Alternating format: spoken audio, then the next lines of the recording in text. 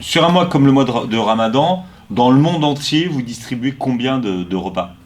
Tarek, est-ce que tu as les derniers chiffres pour cette année? Pour qu'on ait une idée de l'action menée pendant le mois du Ramadan. Aujourd'hui, au moment où je vous parle, on doit être allé à peut-être on avoisine les 1 million de repas distribués.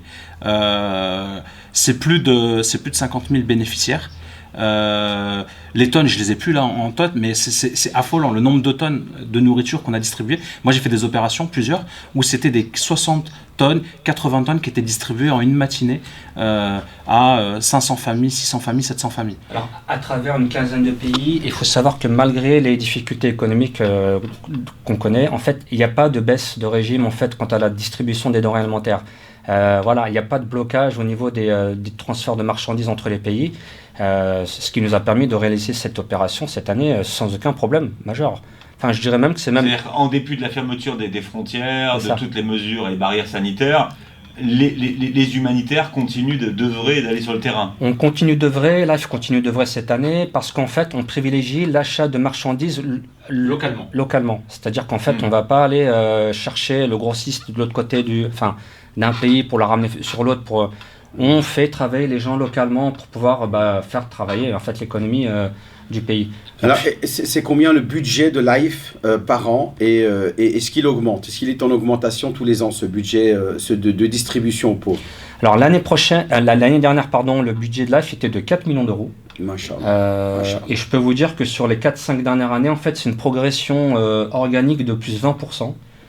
Qui s'opère sans aucun souci, et c'est pas le Covid-19 qui a arrêté qui bloque cet élan. Ça a été même un élan de générosité de la part des donateurs, alors que tout le monde était confiné chez eux et qu'on était très inquiets pour l'opération Ramadan de l'année passée. Et vraiment, ça a été une surprise. Parce que, en tout cas, les Français ont été à notre côté et aux côtés des bénéficiaires qui ont été encore plus doublement touchés par cette crise du coronavirus. Alors, l'année dernière, quand on a vu arriver le confinement au mois de mars, donc c'était juste avant le Ramadan, on s'est dit, les prévisions sont à la baisse, moins 20, moins 30%. On a dit, cette année, c'est une année blanche. Incroyable, ça a été l'inverse. On a fait plus 30% par rapport à l'année précédente. Au final, le confinement, alors je ne sais pas, les gens sont derrière un écran avec une carte bleue. Ils n'ont pas eu peur en fait de donner, malgré en fait les prévisions qui s'annonçaient pas très bonnes en fait. Pour le pays. Et je pense aussi que c'est un moment justement où les gens ici en France traversaient un moment qui était difficile quand même. Et je pense que la générosité à ce moment-là aussi veut s'inscrire dans leur quotidien. Il y a des gens bien encore. Il y a encore des gens bien, il y a encore des gens qui pensent aux autres, malgré les distances, malgré la difficulté. Donc nous on est là vraiment, donc là c'est vraiment là pour faire la passerelle. On le sent cette année avec, on a une année de Covid dans les pattes, une année de crise, une année de confinement, et on sent que justement aujourd'hui les donateurs donnent beaucoup moins que l'année passée. On sent que la crise elle a touché de plein fouet les donateurs, donc on doit redoubler d'efforts pour justement solliciter les donateurs afin d'aider le maximum de bénéficiaires. Alors petite remarque, l'année dernière, LIFE n'a pas pu aller sur le terrain. Enfin nous, en tout cas les équipes de France n'ont pas pu aller sur le terrain parce que clairement il y avait un confinement dur. Il y avait un vrai blocus l'année dernière. Voilà, il y avait un vrai blocus. Ça ne nous a pas empêché de déléguer en fait au maximum à tous nos partenaires locaux qui ont fait le job avec merveille. Et puis en plus, parce qu'on a dans certains pays, on a des équipes locales.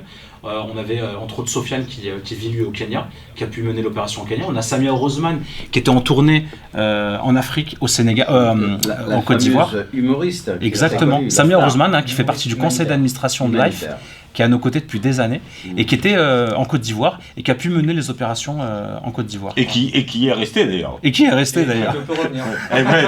Non, elle est là. Non, elle est revenue depuis, mais bon, sa compagne était... D'ailleurs, je ne sais pas si tu peux partager avec les auditeurs une anecdote pour parler un petit peu de ce qui se passe en France, la crise. Alors, cette année, effectivement, on a une histoire un peu touchante à vous raconter. En tout début de Ramadan, on a eu l'appel d'une donatrice historique qui a toujours donné, qui a toujours fait un petit don à LIFE de façon très régulière dans le temps, pour nous dire qu'elle arrêtait de donner à LIFE.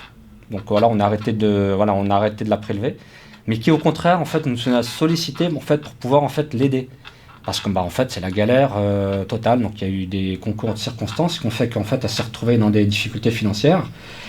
Et en fait, elle est passée de la liste des donateurs à la liste des bénéficiaires. Je suis allé la rencontrer personnellement, parce que franchement, cette histoire m'a touché. Je suis allé la voir, on a discuté un peu. Bon, je pense qu'elle avait aussi besoin de beaucoup parler. Et c'est là où elle m'a dit, je reconnais en life la reconnaissance de, voilà, moi je vous ai subventionné à un moment, et là maintenant je sais que vous êtes là pour m'aider en retour. Je trouvais ça extraordinaire, donc je l'ai aidé un petit peu, et puis elle a bénéficié de l'un de nos colis repas, d'un de nos colis alimentaires le jour de la distribution à la fac de Nanterre. Ouais. Donc cette dame-là est super reconnaissante, et puis elle est, voilà, on n'est pas là pour... Enfin, on est aussi à l'écoute des donateurs et des bénéficiaires. Hein, on n'est pas... Et c'est une des raisons pour lesquelles on est revenu en France cette année. Parce qu'après après cet élan de générosité des Français aux côtés de Life pendant toutes ces années, on s'est dit qu'il était, il était nécessaire en tout cas qu'on soit présent cette année ici en France. La roue tourne en fait. Exactement.